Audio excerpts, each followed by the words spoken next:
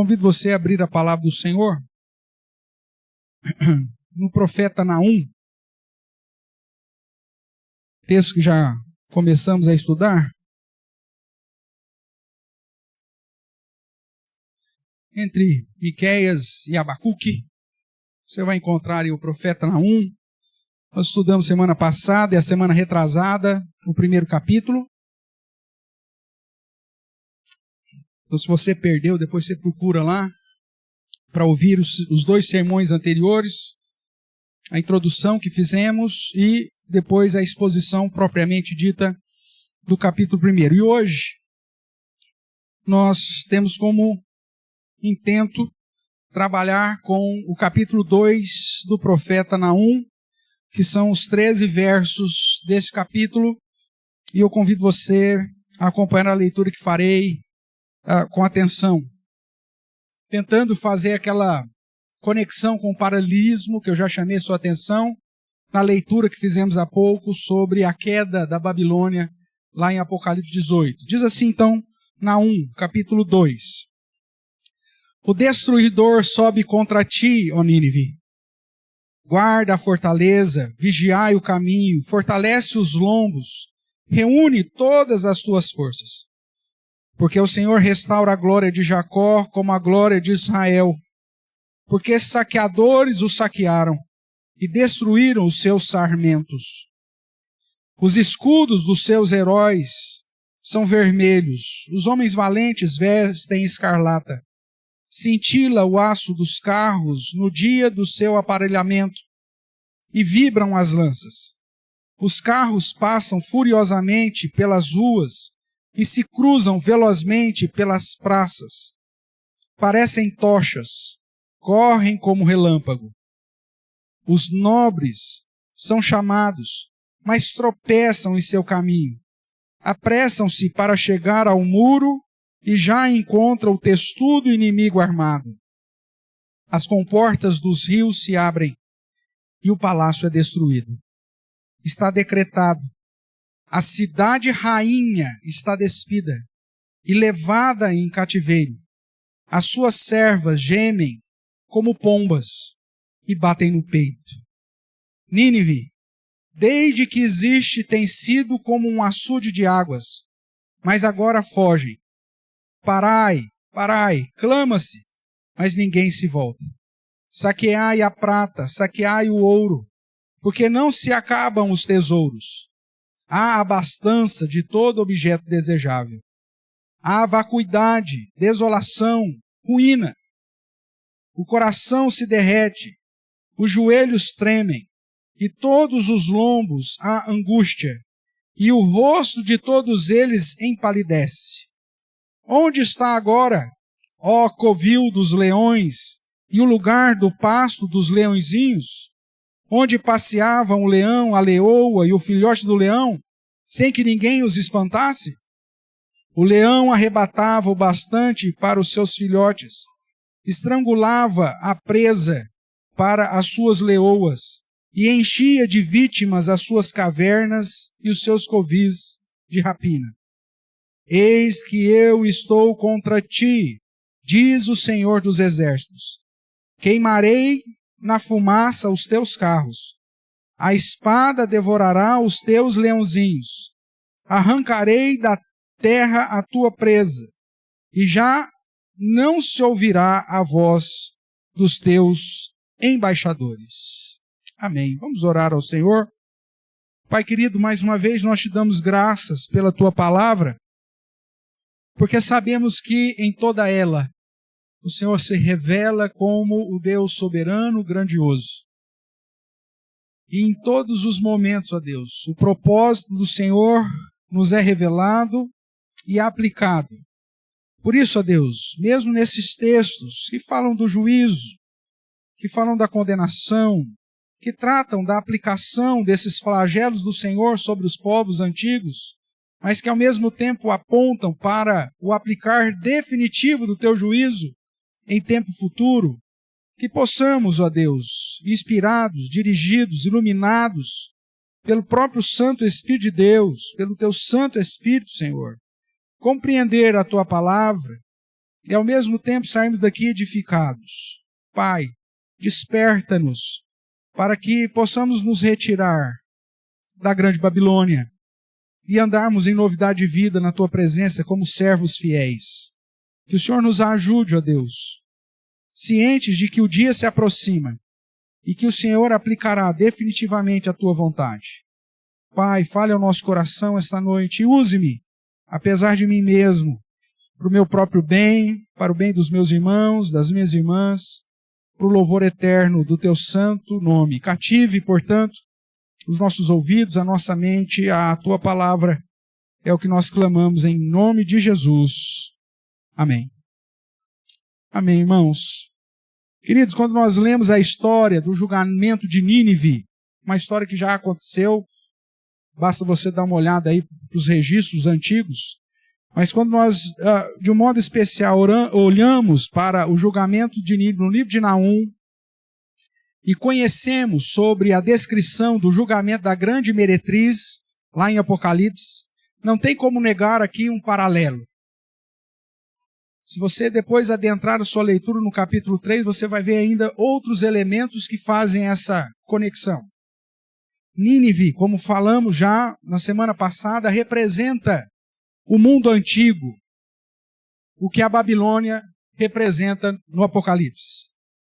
Inclusive, elas recebem os mesmos adjetivos e possuem características idênticas, apontando para o fato de que eram como prostitutas assediando e conduzindo as nações e os povos às práticas de promiscuidade. No livro de Jonas, que estudamos recentemente, é dito que a sua culpa chegou até o céu. Lá em Apocalipse 18 nós vemos a mesma coisa. Em Naum, nós vemos que Nínive, representando esse sistema mundo, ele é vil. Conforme diz o verso 14 do capítulo 1 de Nínive. Porém, contra ti, Assíria, o Senhor deu ordem que não haja posteridade, que leve o teu nome. Da casa dos teus deuses exterminarei as imagens de escultura e de fundição, e farei o teu sepulcro, justamente porque é vil, e cuja vileza maquinou mal contra o povo de Jacó, ou seja, o povo de Israel. O verso 11 do capítulo 1 diz que de ti, Nínive, saiu apontando para um rei, um líder, que maquinava o mal contra o Senhor, um conselheiro vil. E o verso 2 aqui, do capítulo 2, diz que Deus está restaurando a glória de Jacó, a glória de Israel, porque Nínive saqueou, porque Nínive destruiu até os rebentos, ou seja, uma geração que estava por ser instrumento nas mãos de Deus, que aqui é chamado de sarmentos. Ou seja, Nínive é apresentada como aquela que perseguiu o povo de Deus.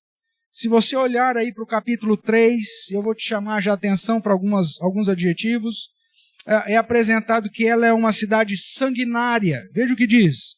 Ai da cidade sanguinária, toda cheia de mentiras e de roubo, e que não solta a sua presa.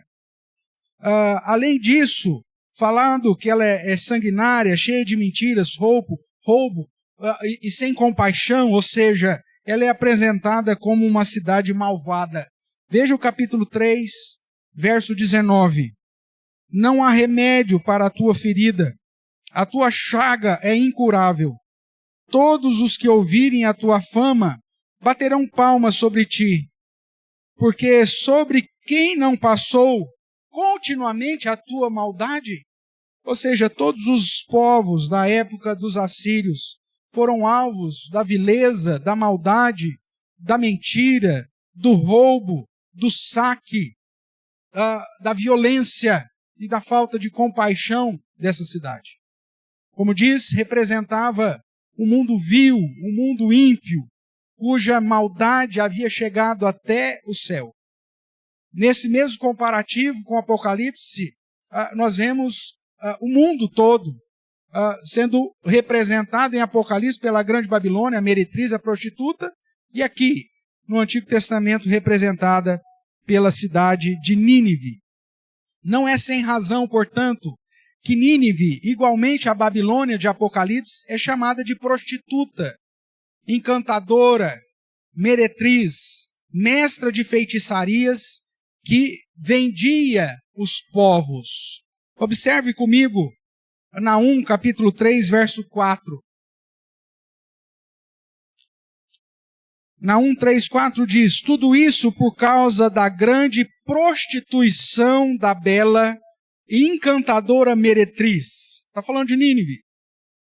Da mestra de feitiçarias, que vendia os povos com a sua prostituição e agentes com as suas feitiçarias. Marque aqui Naum, para você não perder, e vá comigo lá para Apocalipse, agora é o capítulo 17.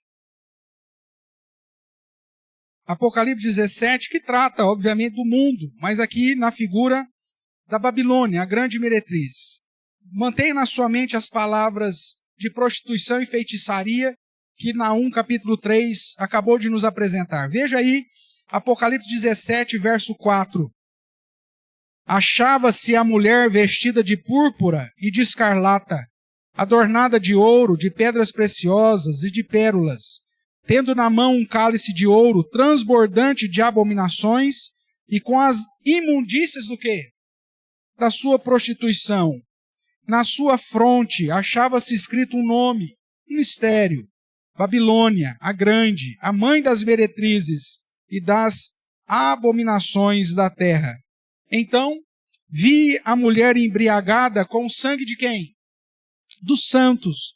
Da mesma forma que Nínive perseguiu Israel e o povo de Judá, o mundo hoje persegue os santos. E além de embriagada com o sangue dos santos e com o sangue das testemunhas de Jesus. Lembrando que Apocalipse faz uma conexão entre os que guardam a palavra de Deus e o testemunho de Jesus, tratando dos crentes do Antigo Testamento e dos crentes do Novo Testamento. E quando a vi, admirei-me com grande espanto. Veja o verso 15 ainda do capítulo 17, que estamos lendo. Falou-me ainda: as águas que vistes, onde a meretriz está assentada, são povos, multidões, nações e línguas. Ou seja, uma característica geográfica de Nínive, aos pés do rio, apontava para uma característica espiritual também da grande Babilônia, onde os mares ou as águas apontavam justamente para todos os povos, para todas as nações, para toda a multidão, para toda a língua. O verso 18 também vai nos dizer: a mulher que viste é a grande cidade que domina sobre os reis da terra. Nos dias de Naum, Nínive. Nos nossos dias, toda e qualquer cidade apóstata, vil, cheia de abominações, de prostituição, e que seduz as pessoas, os reis, os mercadores, e que tenta perseguir todos aqueles que guardam o testemunho do Senhor. Nós vemos ainda no capítulo 18, irmãos, verso 3. Pois, Apocalipse 18, verso 3. Todas as nações têm bebido do vinho do furor da sua prostituição. Com ela se prostituíram os reis da terra. Também os mercadores da terra se enriqueceram à custa da sua luxúria. Verso 23 do capítulo 18.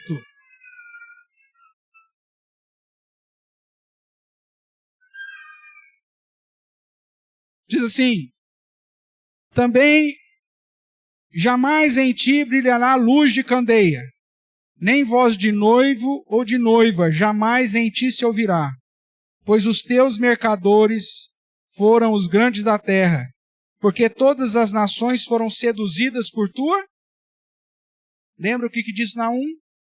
Prostituição, feitiçaria. Verso 24. E nela se achou o sangue de profetas, de santos e de todos os que foram mortos sobre a terra.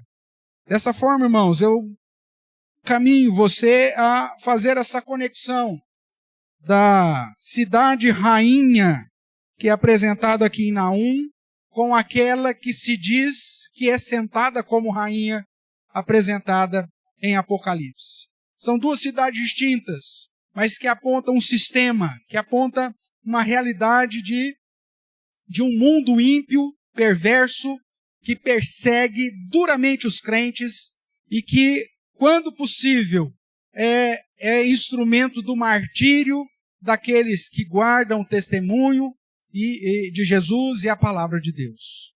Nesse sentido, então, irmãos, quando nós voltamos agora para Naum, nós observamos que Nínive, no Antigo Testamento, é justamente a representante de todo o sistema mundo, que, igual à Grande Babilônia, seduz, engana, embriaga e enfeitiça os povos contra o povo que guarda a palavra de Deus e o seu testemunho. Nínive é o test drive, né? É a amostra grátis do Antigo Testamento daquilo que Deus fará definitivamente quando vier no juízo final e aplicará juízo sobre a Babilônia, aquela que cairá definitivamente e de uma vez por todas. Nínive, portanto, representa, no contexto do Antigo Testamento, todas as culturas, sistemas e práticas de pecaminosidade e maldade. É um sistema que confronta, persegue e procura destruir a moralidade de Deus e todos aqueles que amam e se refugiam em Deus. Olhando aqui para Naum, você vai se lembrar de que o Senhor é apresentado como esse Deus zeloso e vingador. Se você se lembrar daquilo que lemos no início desse culto, de Apocalipse capítulo 6, sobre o quinto selo, nós vemos que os mártires pedem ao Senhor: até quando, Senhor? O Senhor não vingas aqueles que nos perseguiram e mataram. Naum já tinha dado essa resposta milênios antes, dizendo que o Senhor é o Deus zeloso e é o Deus que viria vingar a morte, ou seja, o martírio dos seus. Só que ao mesmo tempo que Naum apresenta o Senhor como esse Deus zeloso, vingador, que, como nós podemos lembrar aqui no capítulo 1, que jamais inocenta o culpado, também o próprio capítulo 1 apresenta o Senhor como um Deus bom. Verso 7 do capítulo 1 diz: o Senhor é bom, é fortaleza no dia da angústia. Esse termo, dia da angústia, aponta para o dia final. E conhece, ou seja, ama aqueles ou os que nele se refugiam. Essa é a realidade, irmãos. Só existem dois grupos na face da terra. Aqueles que se refugiam em Deus, que Apocalipse chama daqueles que guardam a palavra de Deus e o testemunho de Jesus, e o outro grupo que é aquele que confronta, afronta a santidade, a beleza de um Deus soberano. Na semana passada, o questionamento do nosso irmão é: de que lado você está? Você faz parte de que grupo? Daqueles que se refugiam no Senhor e desfrutam da bondade e da fortaleza de Deus? Ou daqueles que se rebelam contra o Senhor, praticando uma vida de pecaminosidade, andando numa postura de prostituição, de impureza, de perversidade e de práticas pecaminosas? Porque falar que é crente é muito fácil. Mesmo porque até Satanás crê. Se você perguntar para Satanás se ele crê em Jesus, ele fala: eu creio, eu conheço, eu ouvi, levei uma bordoada dele. Então falar que é crente não significa que você vai para o céu. Mesmo porque nos dias de hoje tem uns 300 Jesus diferentes daquele Jesus apresentado nas Escrituras. A poucos metros de nós temos um grupo que diz que serve a Jesus, mas não o Jesus bíblico, o Jesus do livro dos Mormons. Outros dizem que seguem a Jesus, mas não o Deus encarnado, o Filho de Deus, apenas um profeta. Ou seja, existem vários Jesus. A diferença é ser testemunha do verdadeiro Jesus. É isso que te coloca entre aqueles que se refugiam verdadeiramente em Deus. E aí a pergunta ainda continua: que lado você está? Nesse sentido, irmãos, no contexto ainda de Naum, Deus é apresentado como sendo esse Deus zeloso, que cuida dos seus, há de vingar a perseguição e toda a maldade aplicada sobre o seu povo. Ele jamais inocenta o culpado, como dissemos, apesar de ser bom e fortaleza para aqueles que nele se refugiam. Dessa forma, entendemos o porquê da sentença contra Nínive. Algo decretado pelo Senhor justo. Desse modo, o capítulo 2 de Naum, nós encontramos o registro da descrição da destruição de Nínive. De um modo aparentemente até um tanto despretensioso, para não falar sarcástico, do mesmo modo que Elias, quando no combate com os profetas de Baal, chegava para os profetas e falava assim: clama mais alto, pode ser que o seu Deus esteja dormindo. Grita um pouquinho mais, talvez ele esteja fazendo uma cesta. Talvez nesse horário ele tenha ido ao banheiro. Da mesma forma, meio que sarcástica, Elias confronta os profetas de Baal. O Senhor, através de Naum, faz isso com Nínive. Nínive, prepara aí a fortaleza. Chame aí o exército. Chame os nobres. Façam eles correr lá para o muro. Pode ser que ainda há uma chance. Só que ao mesmo tempo, o capítulo 2 fala: eu sou contra ti. Você pode pôr o número de exércitos que você quiser. Você pode ter os carros mais rápidos. Você pode ter o poder bélico mais poderoso da sua época. Sou eu que sou contra ti. E se Deus é contra ti, meu amigo, ai de você. Você pode ser quem você quiser. Você pode ter o poder que você acha que tem.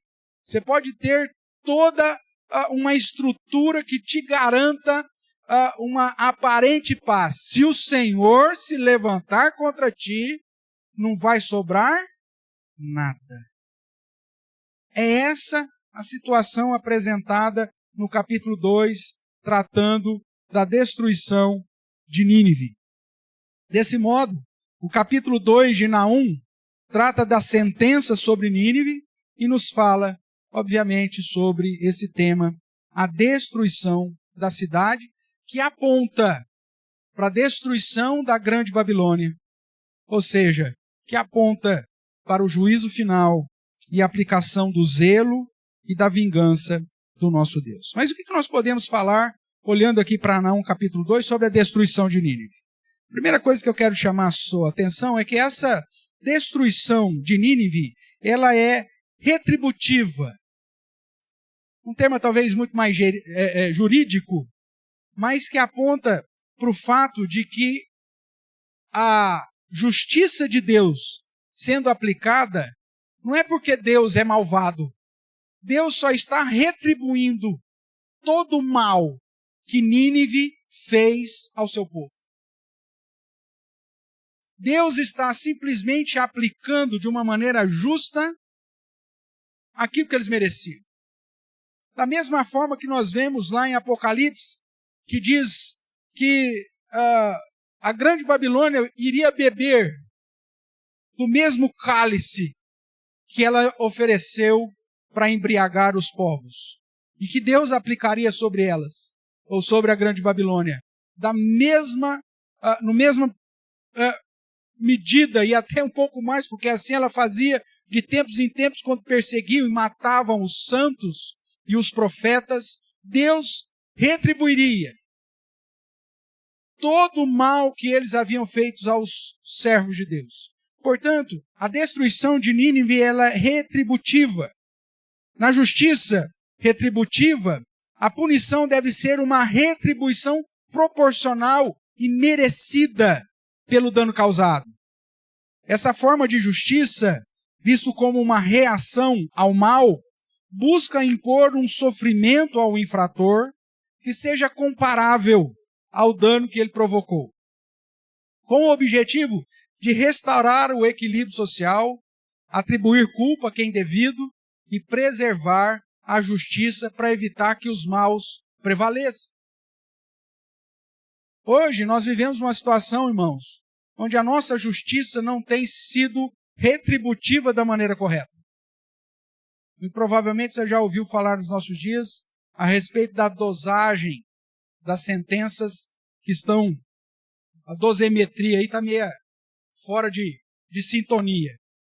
Isso é o que acontece quando você vive um contexto injusto, onde não é aplicado a justiça retributiva, e onde há 2 pesos e 2 medidas. Mas com o nosso Deus não existe isso. O nosso Deus é um Deus justo, é um Deus zeloso. É um Deus que não aceita suborno e que não inocenta o culpado. E Ele vai aplicar o seu juízo final sobre todos os ímpios, não porque Ele é mau, mas porque todos os ímpios merecem justamente, sem pôr e nem tirar, aquilo que Deus aplicará sobre eles. Naum capítulo 2, verso 2, fundamenta essa função da destruição de Nínive. Como já falei, o Senhor está restaurando a glória de Jacó, restaurando a glória como a glória de Israel, justamente porque Nínive saqueou, Nínive destruiu, e Deus está retribuindo essa prática que eles fizeram. Toda a vileza, toda a mentira, todo o roubo, toda a impiedade, toda a crueldade e maldade intentada contra Deus e, consequentemente, seu povo, não ficará sem a justa aplicação de retribuição proporcional e merecida. É isso que o juízo final afirma para nós. Como falamos no primeiro domingo que estávamos estudando Naum, inclusive nós mesmos, nós não somos isentos da condenação por nossos próprios méritos. A palavra do Senhor diz que todos comparecerão perante o juízo do próprio Deus, inclusive nós. A diferença é que a sentença que deveria ser aplicada sobre nós, nós temos um mediador, aquele que, de um modo vicário, recebeu a nossa punição. Deus não deixará de aplicar a justiça. Só que, por conta de Cristo, a justiça já foi aplicada sobre ele. Essa é a única diferença entre os crentes e os não crentes. Mas todos os descrentes, no dia do juízo final, receberão a justa condenação proporcional a todos os seus pecados e todas as suas posturas de rebeldia contra o Senhor. Deus não aplicará 1 grama a mais de peso do que aquilo que é justo. E essa justiça de Deus, irmãos, dosada na maneira e do modo certo, será aplicada sobre todos aqueles que não reconheceram Jesus Cristo como seu Senhor e seu Salvador. E, consequentemente, receberão a justa punição de Deus de modo retributivo. Além disso, nós vemos que a destruição de Nínive, além de ser a retribuição proporcional de toda a impiedade que chegou até o céu, nós também podemos dizer que a destruição de Nínive aponta para uma destruição definitiva. Historicamente, nós sabemos que Nínive foi destruída de tal forma que durante milênios os arqueólogos não conseguiam encontrar nem a localização exata dela. Tamanha destruição que veio sobre aquele lugar. E quando nós olhamos para o livro de Naum, nós vemos que desde o início do livro já encontramos a expressão sentença, ou seja, a declaração de algo que não tem volta. É o acórdão final. Não tem mais nenhuma possibilidade de recorrer. O tempo que foi previsto lá em Jonas cuja geração de Nínive inclusive se arrependeu e foi preservada, por eles voltarem às práticas da mesma vileza, da mesma perversidade, agora já não havia mais a possibilidade de um arrependimento. E seria simplesmente aplicada uma sentença, e uma sentença de destruição. Nós vemos, portanto, que esse termo, sentença, aponta para algo definitivo. Acompanhe. No capítulo 1, verso 9, é dito que o próprio Deus, Ele mesmo vos consumirá de todo. Não é parcial, é inteireza. O verso 12. Ainda assim serão exterminados e passarão. Verso 14.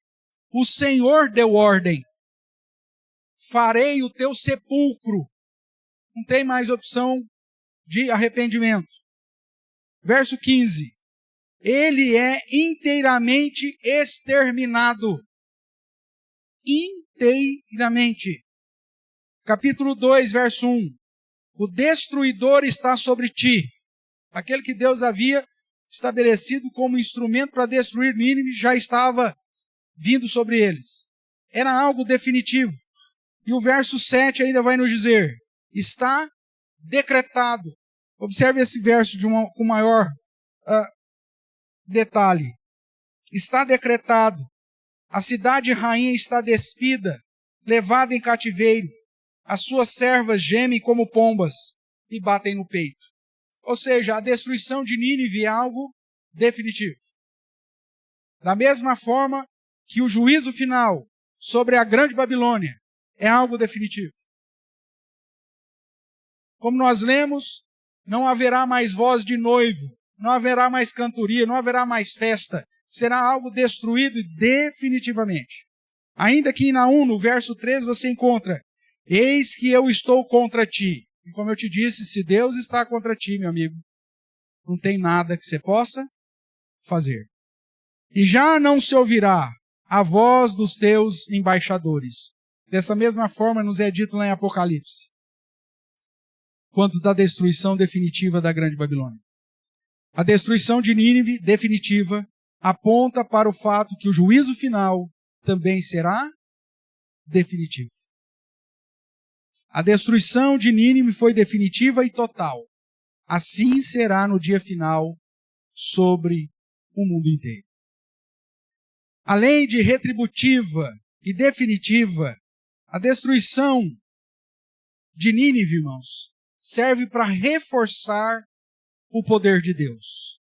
Como já falamos em outro momento, com Deus não se zomba, ou de Deus não se zomba, ou com Deus não se brinca. O texto vai dizer, porque o Senhor restaura a glória de Jacó, como a glória de Israel, verso 2. E depois ele diz, eis que eu estou contra ti, diz o Senhor dos exércitos, verso 13. A destruição de Nínive foi definida por Deus. E para reforçar o seu poder sobre tudo e todos, ele usou os medos e os babilônios como seus exércitos para sucumbir à Assíria e usou a própria natureza como criador que é para sucumbir à cidade de Nínive. O verso 6 aponta para essa profecia que diz que as comportas do rio se abrem e o palácio é destruído.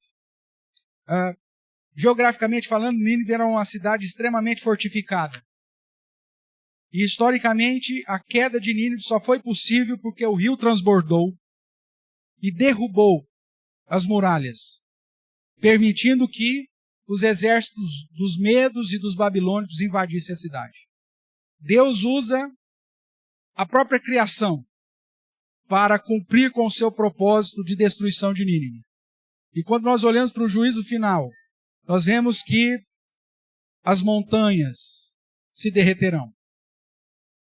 O mar destruirá todas as coisas. A destruição descrita em Apocalipse usando a criação também foi manifestada aqui em Naum, anos depois, quando da destruição de Nínive. Portanto, irmãos, A destruição de Nínive foi uma trombeta de Deus no Antigo Testamento e que reforça a sua soberania. Se Deus se levanta contra ti, não tem o que fazer. Paulo vai nos dizer que não devemos zombar do Senhor. E que maldito é aquele que cai na mão de um Deus irado. Essa realidade externada nas Sagradas Escrituras e que já foi aplicado no passado na cidade de Nínive, será replicada em maneiras definitivas, proporcionais e para toda a eternidade sobre o mundo que conhecemos hoje. Portanto, irmãos, o dia do juízo se aproxima. Essa é a grande verdade. E enquanto aqui estamos, devemos viver debaixo da proteção do Senhor. Devemos buscar refúgio nele, pois somente aqueles que nele se refugiam serão guardados e protegidos. É a mesma ideia que Apocalipse diz: retirai-vos dela, povo meu, para não serem cúmplices dos seus pecados e receberem juntamente com ela os seus flagelos. Concluindo, Deus está no controle de tudo. Mesmo quando o sistema mundo parece ser poderoso e parece prevalecer contra a igreja e contra os crentes. Mesmo que o exército de Nínive parecia ser imbatível. Mesmo que as fortalezas da cidade pareciam ser intransponíveis. Deus é quem está no controle de tudo. Nenhum poder governamental, nenhum poder bélico, nenhum poder econômico, nenhum poder religioso, ideológico ou cultural pode resistir à sua vontade e ao poder do nosso Deus. O sistema mundo, como conhecemos, será alvo do juízo justo de Deus e de uma destruição retributiva, definitiva e certa.